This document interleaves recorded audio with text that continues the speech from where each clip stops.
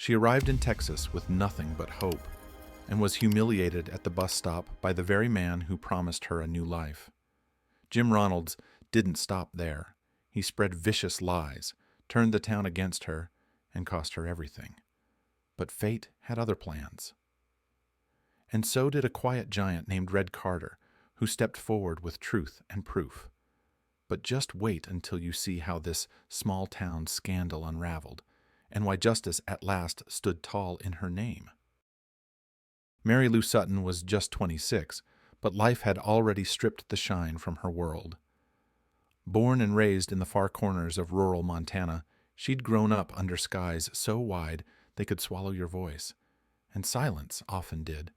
She was small, fragile, some said, delicate, others whispered. At barely 100 pounds soaking wet, Mary Lou had the kind of frame that people judged before they even heard her speak. A wisp of a woman with eyes too soft for the world she was in. Her father had passed when she was barely 10.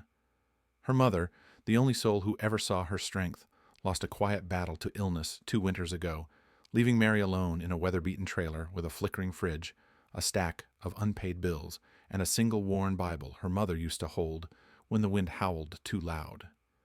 She wasn't looking for romance. She was looking for survival, for a place where her hands meant something, where kindness wasn't weakness. That's why she sent in the application, a mail-order bride profile, as folks like to call it, though the website used more elegant words. Her match came quickly. Jim Ronalds, 41 years old, a cattle rancher deep in Texas. His bio read simple, looking for a quiet, respectful woman, must be ready for life on the land. Mary Lou read those words over and over, as if memorizing scripture. She packed the little she had, 2 dresses, a pair of boots, her mother's hairbrush, and boarded a Greyhound with nothing but hope in her chest. When she stepped off the bus in Lawton, Texas, the sun was already low, throwing long shadows across the dry red clay. A few locals lingered near the depot, sipping from paper cups and watching the new arrival like a hawk watches a field mouse. Jim stood a few feet from the station doors, arms crossed, a beat-up truck idling behind him. His eyes narrowed the second he saw her. He didn't smile. He didn't move. Then he scoffed, loud enough for everyone to hear. "You look like a scarecrow." He spat the words like gravel. "I asked for a wife, not someone the wind might carry off. Get your junk and go back where you came from." There was a pause, long and sharp. Then someone chuckled. A man in overalls muttered, "Ain't nobody got use for a girl like that." An old man near the bench spit into the dust without even glancing at her.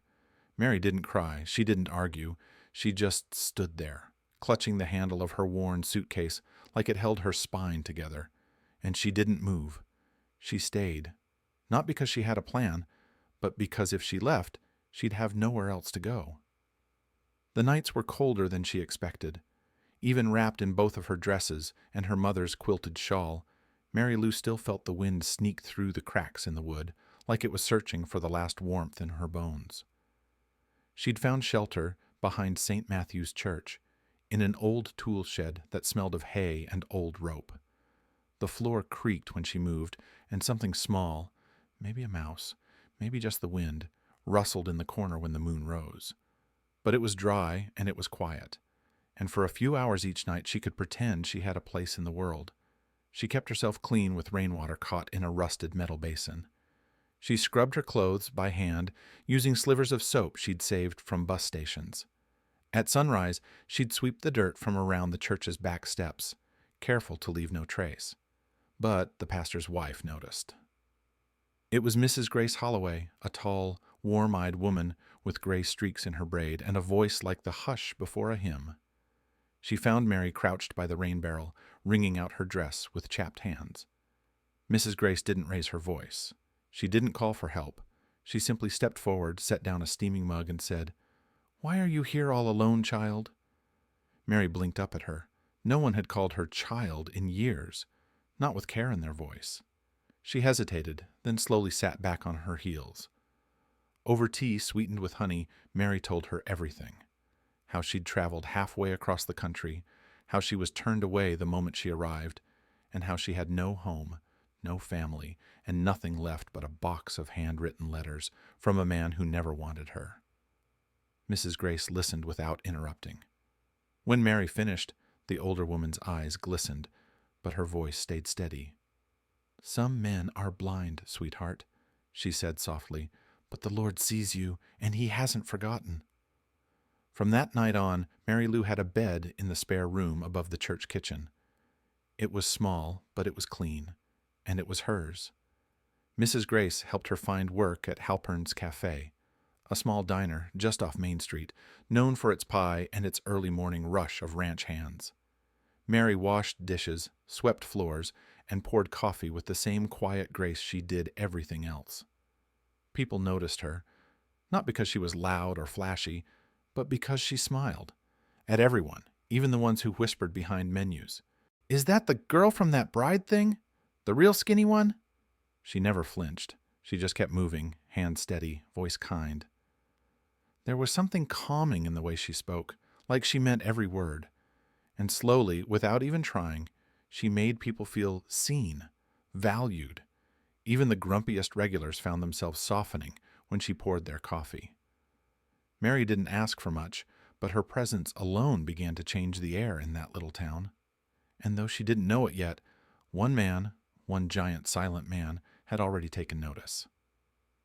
The afternoon sun spilled through the front windows of Halpern's Cafe, casting long amber stripes across the checkered floor.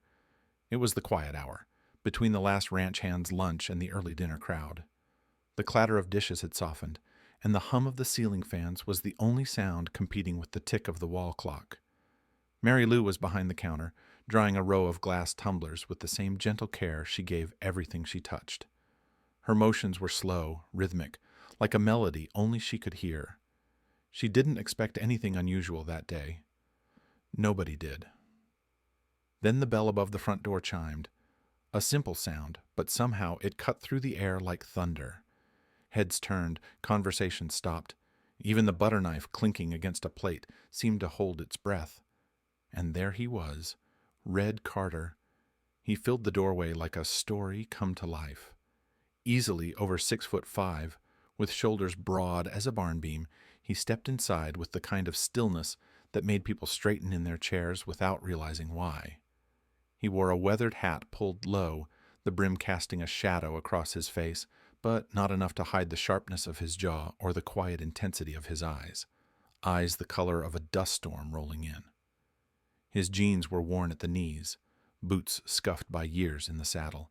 His hands, tanned, calloused, strong, looked like they belonged to a man who still fixed things himself. A man who knew the value of work, not words. No one greeted him. No one had to. People in Lawton didn't just know about Red Carter. They remembered him. Some with respect, some with awe, and a few with the kind of silence reserved for men they couldn't quite understand. Mary looked up. For a moment the whole cafe faded. She froze, dish towel still in hand. She had never seen him in person, only heard the stories about how he ran the largest ranch in 3 counties, how he once stayed out in a flood to rescue a dozen head of cattle, how he could go weeks without saying more than a few words. And now he was looking at her. He stepped forward, boots landing on the tile floor, with a sound that was more presence than volume. He walked straight to the booth in the corner, the one nobody ever sat in, as if the town had saved it for a ghost or a legend. He settled into the seat, back straight, elbows resting lightly on the table. Mary moved before she thought to. She wiped her palms on her apron and approached the table. He looked up at her with steady, unreadable eyes. No smirk, no curiosity, just clarity, like he'd already made up his mind. "Tea," he said in a voice low and rough like dry bark. "And pie." She nodded. "Yes, sir." When she returned, placing the plate and glass in front of him, she couldn't help but glance at his face again. He didn't flinch, didn't blink, just watched her, and then calmly spoke again. "I heard you're the one he turned away." It wasn't cruel, it wasn't pitying, it was just truth, laid on the table like a card in a poker hand. Mary's cheeks flushed, but not from shame. She straightened her shoulders and answered in a clear, steady voice. Yes, sir, but I stayed. There was a pause, the kind of silence that hangs in the air before something important happens. Red Carter gave a single, almost imperceptible nod. Then he picked up his fork and took a bite of the pie. Just like that, it was over. Except it wasn't, because the next day, at exactly the same hour, he came back. Same booth, same tea, same pie, and the next day after that, and the next. He didn't say much, sometimes nothing at all, but every day his eyes found her across the room. And every day, Mary Lou brought him his order with a steady hand and a softness in her voice that warmed the walls of that quiet cafe. And people noticed. They didn't whisper as loudly anymore. Some stopped whispering altogether. Because if Red Carter, the man who'd built more fences than most had walked past, saw something worth returning for in that soft-spoken girl from Montana, maybe she wasn't so small after all. It was near closing time when Red looked up from his corner booth and caught Mary's eye. The cafe had gone still for the evening. Chairs flipped, lights dimmed, the windows reflecting soft street lamps from outside. The air was quiet, like it was waiting for something. He spoke low, just above a whisper. "Would you like to see the ranch?" Mary blinked. She didn't answer immediately. Not because she doubted him, but because no one had ever offered her something so simple, so generous, without expecting something in return. She gave a small nod. "I'd like that." By the time they pulled away from town in his dusty pickup, the sky was deep lavender and the wind carried the smell of cedar and earth. Red drove in silence, one hand on the wheel, the other resting loose on his thigh. He didn't speak, but he didn't need to. The calm in his posture was its own kind of conversation. Mary sat beside him, watching the landscape unfold. Open fields rolled out on both sides, dappled in moonlight. In the distance, the faint line of the mountains stretched along the horizon like a promise. Crickets hummed in the dark. The breeze through the open window smelled like dry hay and rain that hadn't come yet. When they turned off the main road and followed a gravel path that curled up into a stretch of hills, Mary leaned forward to look through the windshield. The ranch spread out before them, wide, weathered barns, acres of open pasture, fences that seemed to run straight into the stars. It wasn't just big. It felt alive. Red stopped the truck and turned off the engine. The sudden stillness was warm, not empty, the kind of quiet that let a heart breathe. They stepped out. The wind picked up the hem of Mary's dress and carried it gently around her knees. She stood at the edge of the overlook, watching as the land caught the last golden light of the setting sun. Red's voice was low but clear behind her. "This place doesn't need a boss," he said. "Doesn't need someone to bark orders or check lists." She turned slightly, listening. "It needs a woman with goodness in her, someone who listens, who sees. This place, it knows when it's being loved." He paused. "I believe you're one of those women." Mary's breath caught. She didn't cry, not quite, but her eyes shimmered with something unspoken, deep and sudden. No one had ever seen her like that before, not for what she lacked, but for what she carried inside. Before she could answer, headlights cut through the dusk behind them. A truck rolled in too fast, tires crunching against gravel. Mary tensed. The door slammed, and out stepped Jim Ronalds, red-faced and simmering. Of all people. He marched forward with the swagger of a man who hadn't been told no often enough. "Oh, I get it now," he barked. "You're working your way up the food chain, huh? From washing plates to chasing the next wallet?" Mary flinched, instinctively stepping back. "You should be thanking me," Jim spat. "I did you a favor turning you down, saved you the trouble of embarrassing yourself. Now you're dangling around here like—" He didn't finish the sentence, because by then Red was already on his feet. He didn't raise his voice. He didn't clench his fists. He just stepped forward, slow and steady, until he stood between Mary and Jim.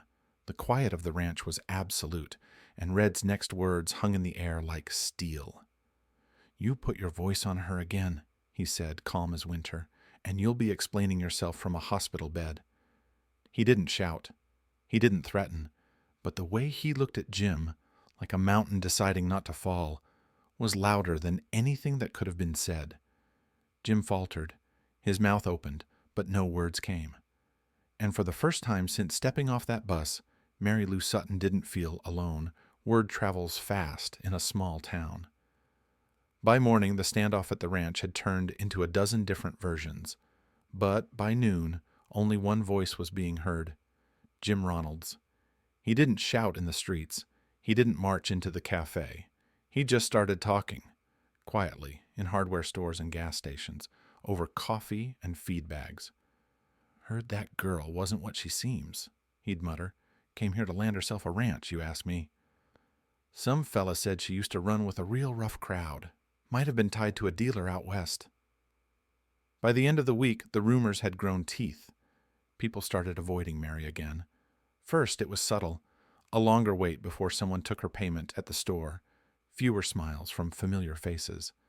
Then it turned sharper. "She's not who she says she is," someone whispered at church.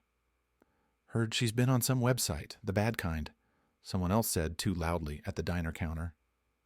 "Wouldn't let her near my kids, that's for sure," a mother told another, just as Mary passed within earshot. And just like that, the warmth she'd begun to build around her, the fragile trust, the quiet kindness, began to shrink back into cold silence. Even at Halpern's Cafe, where she'd washed dishes and served tea with hands that never trembled, they let her go. "We just think it's best," the manager said, not quite meeting her eyes, "for now." She didn't argue. She just nodded, folded her apron, and stepped out into the wind. By evening she was packing. 2 dresses, a book of psalms, a pair of worn shoes, and the letters she had once clung to, now folded away like dried leaves from a past she no longer trusted. She hadn't told Red. She didn't need to. He showed up anyway. His truck rolled down the dirt road with the same patient rumble, and when he stepped out, Mary was already on the porch of the church, suitcase in hand. She looked up, eyes tired. "I'm leaving," she said simply. Red didn't move. "No, you're not." She let out a breath. "They've turned on me again. People believe lies faster than truth. I can't change that." He took a slow step forward. "No, you can't." Another step. "But if you walk away," his voice stayed calm but firm, like an oath, "then they win." Mary's grip on the suitcase loosened just slightly. "You've survived worse," he continued, softer now. "You stood still when a man tried to shame you in front of a crowd. You smiled when others whispered. You made this place warmer. Don't let him take that from you." She looked down at her shoes, scuffed and thin. "I don't know if I have anything left in me." Red's voice was steady. "Then let me carry it with you." And for the first time in days, Mary didn't feel like something broken. She felt like something worth protecting. The news spread like lightning on a dry plain. Red Carter had called Jim Ronald's to meet him at Murphy's bar. It wasn't a request.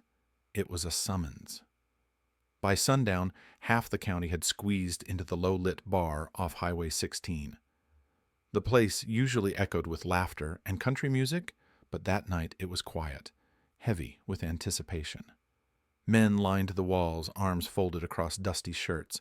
Women sat stiff-backed in booths, hands clenched around purses and mugs. No one smiled. Even the jukebox had gone silent, as if it, too, knew something serious was about to unfold. Jim arrived late, swagger intact but face drawn. He walked in with that same smirk he always wore, the one that had made people nervous for years. But it didn't last long, because Red was already sitting at the biggest table in the room alone, a thick folder resting on the wood in front of him. He didn't rise. He didn't need to. He simply slid the folder forward and spoke, voice clear and steady.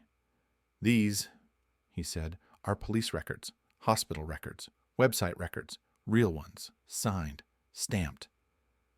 He pushed the papers toward Jim, the sound of the stack scraping against wood echoing like thunder in the still room. "Every word you've spread about Mary Lou, lies." Jim didn't sit. He didn't even touch the papers. "You can't prove—" "You already did," Red cut in, "with your mouth and your name on a post." He stood now, slowly, tall, steady. His presence filled the space like a wall. "I filed a claim this morning, defamation, emotional damages." There was a sharp intake of breath somewhere in the back. Jim's confidence faltered, just a flicker. He looked around, searching for support, but all he saw were eyes. Cold, waiting eyes.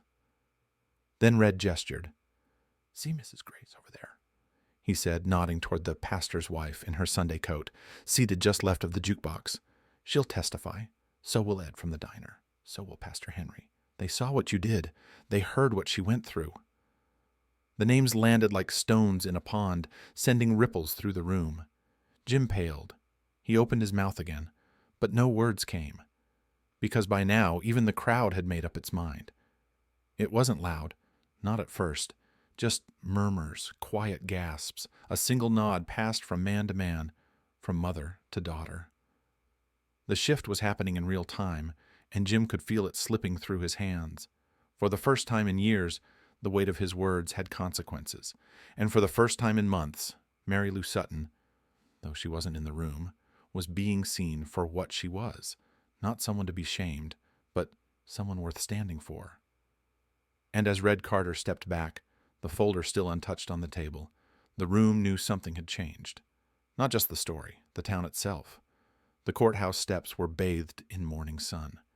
The entire town seemed to have gathered, spilling onto the sidewalk, their chatter hushed by something deeper than curiosity, a shared understanding that this moment mattered.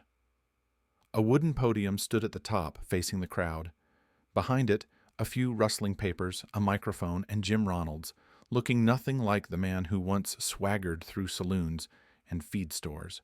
He wore his best shirt, wrinkled at the collar, and a scowl of embarrassment he couldn't quite disguise. His hands fidgeted with the edge of the statement he'd been ordered to read. The court had ruled decisively. Defamation, damages, public apology. And now, in front of the same people he once tried to sway with lies, he had to speak the truth. Jim cleared his throat, but it didn't help. His voice came low, almost too quiet to hear. "I was wrong," he muttered, eyes fixed on the concrete beneath his boots. The crowd held still. A child coughed. A dog barked in the distance. Jim swallowed hard. "I lied about Mary Lou Sutton. What I said was false. Hurtful. I regret it." He paused, hoping that would be enough, but the silence didn't give him permission to stop, so he forced out the final line. "She didn't deserve what I said, or what I did." Then he stepped back, shoulders curled inward, eyes still not rising to meet the crowd. It was the closest thing to humility he'd ever shown, but no one was looking at him. Because just a few feet to the side, Mary stood in the sun.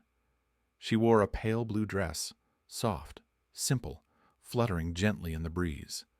Her hands were still, her posture poised. But it was her eyes that held the crowd, clear, calm, unyielding. And beside her, as always, stood Red Carter, silent and steady like the land he came from. But this was not his victory to share. Not really. He stood just behind her shoulder, a quiet protector. The space belonged to Mary, and she had grown into it. She didn't flinch, didn't smile, didn't gloat. She simply stood there, taller than she had ever seemed before. The girl who once hid in the back of a hay shed whispered apologies when people frowned and folded her shoulders inward to take up less space, was gone. In her place was a woman who had weathered storms, withstood cruelty, and stood still when the world tried to make her disappear. And the town saw her, truly saw her, maybe for the first time, not as that girl from the program, not as the skinny one, but as someone strong, resilient, worthy. As Mary and Red turned to leave the steps, a few people began to clap, then more. Quiet at first, then louder, not the kind of applause that celebrates a show, but the kind that honors a journey. And Mary? She didn't look back. 6 months later, the Carter Ranch wore its finest colors. The pasture bloomed with wildflowers, the fences lined with twine and soft bunting, and the barn doors stood open wide to welcome the whole town. Long tables were dressed in checkered cloth and fresh pies. Dozens of them lined the dessert boards, each one baked by neighbors who used to keep their distance, but now counted Mary as one of their own. Children raced between bales of hay, laughing, tossing handfuls of petals into the air. Old men in their Sunday boots tipped their hats as Mary walked by, and women who once questioned her whispered blessings as she passed. She wore white, not store-bought fancy, but simple, flowing, and sewn by hand by Mrs. Grace and 2 local girls Mary had been teaching to read. Her veil was held by a single pin from the church thrift box. And yet, when she stepped into the sunlight beside Red, there wasn't a soul who didn't see something radiant. Red stood tall, at the altar of their land, his tie askew, his boots polished more than usual, but still dusty at the toes, just like him. But his eyes never left her. From the moment she stepped into view, his gaze was fixed, quiet and awestruck, like the whole world had stopped turning just to hold her face in the light. They said their vows under an arch made from fencewood and fresh lavender. No microphones, no fanfare, just wind, sun, and the sound of a promise that didn't need volume to carry weight. When they kissed, a cheer rose from the crowd, followed by music, laughter, and the smell of apple cobbler warming on long wooden tables. But as the day stretched on and the sky softened into orange and gold, Mary slipped away for just a moment. She walked back down the long slope toward town, her dress grazing the tops of wild grass, until she reached the back of the little white church. There, half in shadow, still stood the old shed, leaning slightly to one side, roof patched with tin, a memory wrapped in wood. She stood before it, not as the girl who once hid there with trembling hands and rain-soaked sleeves, but as a woman who had stood still when the world tried to erase her. Mary smiled. It was small, soft, the kind of smile that held entire books of history behind it. She reached out and touched the doorframe gently, like greeting an old friend, not with sorrow, but with grace. Because now she understood what that place had given her. A place of rejection had become the soil of her rise. Sometimes, to become something more, something lasting, you have to be cast out first, and then you just don't quit.